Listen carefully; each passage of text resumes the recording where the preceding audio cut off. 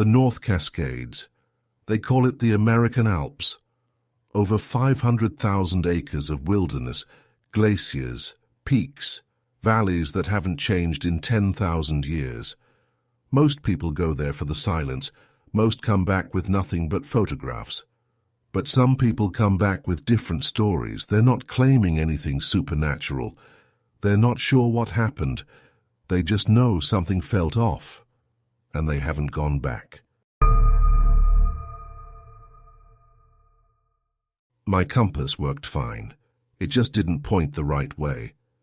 This story comes from a woman named Elena, 34 years old, experienced backpacker. She'd hiked the Pacific Crest Trail twice. September 2021. Elena was on a solo trip in the North Cascades. 3 days. A route she'd planned for months. Nothing technical, just wilderness. Day 2. She was following a trail along a ridge when the fog rolled in. Not unusual for the Cascades. Elena had hiked in fog before. She pulled out her compass, checked her map, kept moving. An hour later she realized something was wrong. The trail had disappeared. She was standing in a meadow she didn't recognize. The fog was thicker now. She couldn't see more than 20 feet. Elena checked her compass again. North was that direction. She turned, started walking. 30 minutes later, she found herself back in the same meadow, same rocks, same bent tree, same patch of dead grass. She'd walked in a circle. Eleanor sat down, tried to stay calm, checked the compass. It was pointing in a different direction now, but she hadn't turned. She held it steady, watched the needle.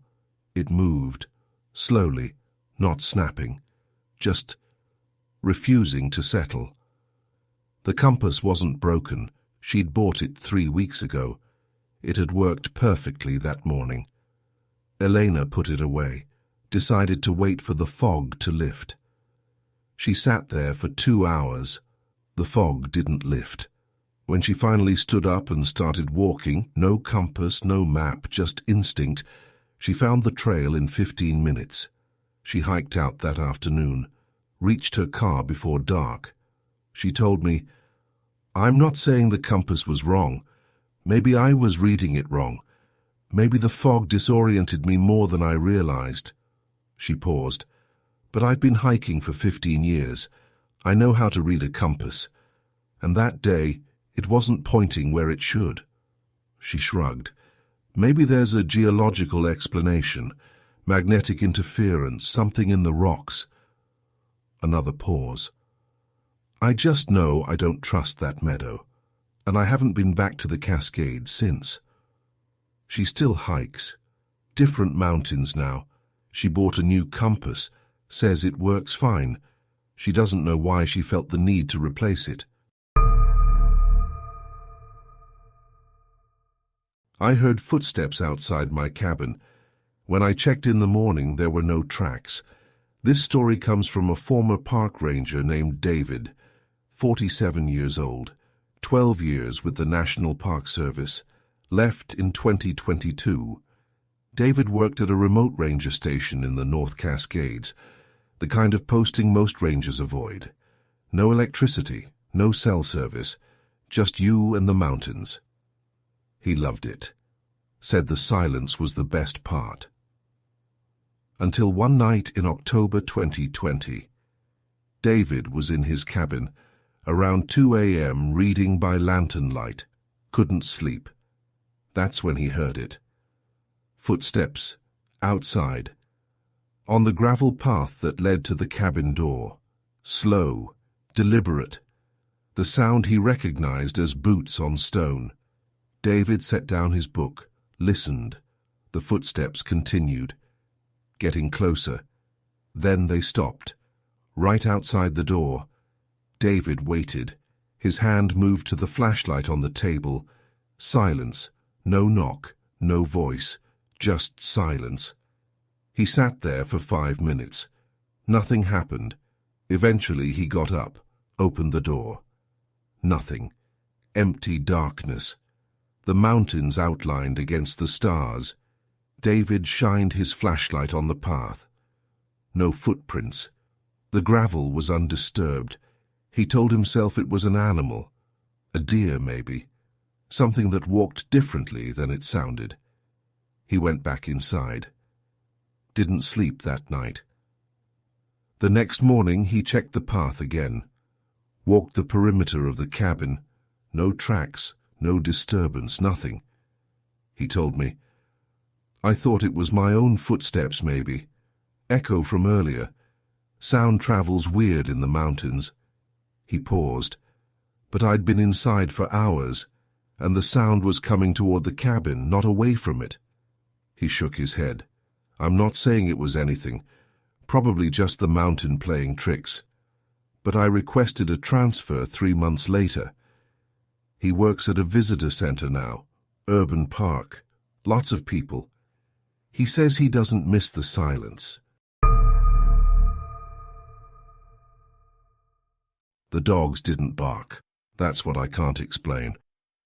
This story comes from a man named Thomas, 63 years old, third-generation rancher.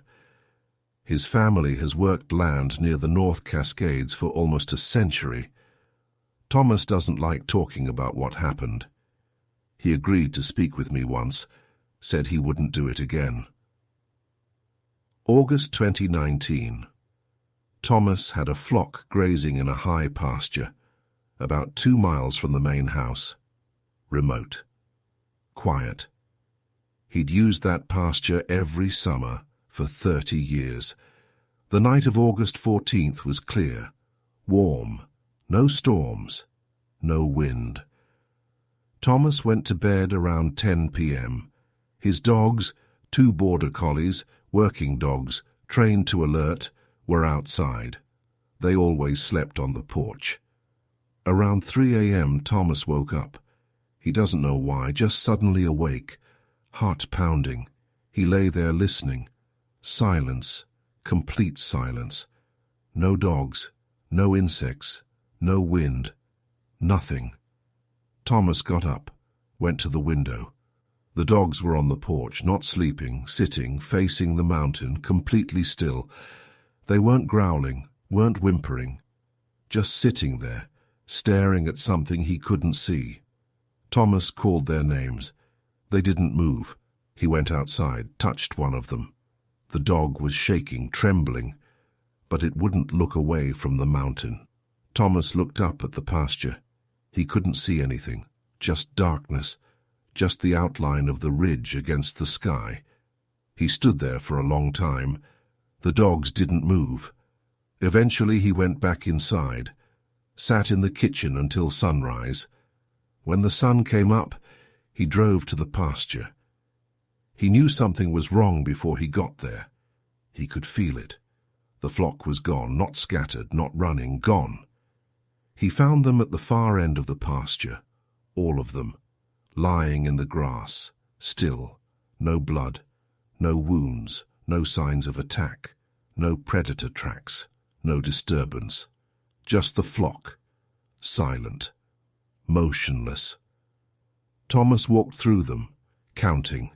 His hands were shaking. He stopped counting after a while.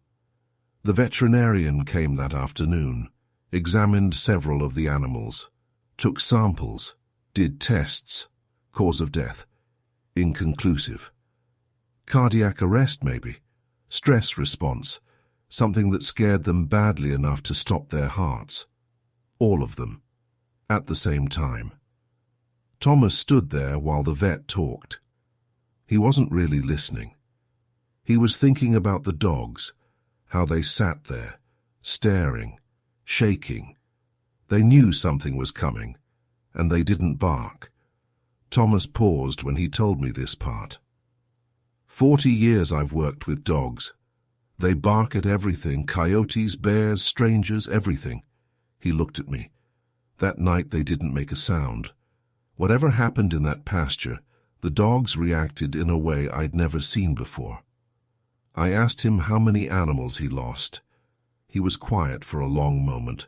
47.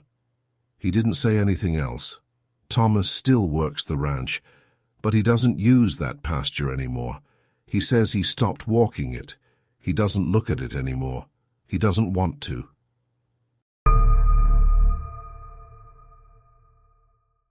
I was 30 minutes from the summit. I turned around. This story comes from a man named Marcus, 29 years old, serious mountaineer. He'd climbed peaks in 3 countries, July 2022. Marcus was attempting a solo climb in the North Cascades, a peak he'd researched for months, technical but doable, good weather window. Everything went according to plan. He started before dawn, made good time. The route was exactly what he'd expected. By early afternoon he was close, 30 minutes from the top, maybe less. That's when he stopped. He doesn't know why. Marcus sat down on a rock, looked up at the summit. Clear sky, no wind, perfect conditions. And he didn't want to go up. Not couldn't, not was too tired. Just didn't want to. He told me, "I've pushed through exhaustion. I've climbed in bad weather. I've made summits when everything said I shouldn't." He paused. This wasn't like that. I wasn't tired. I wasn't scared. I just looked up and thought, no. He sat there for 20 minutes, trying to understand the feeling. It wasn't fear. It wasn't physical.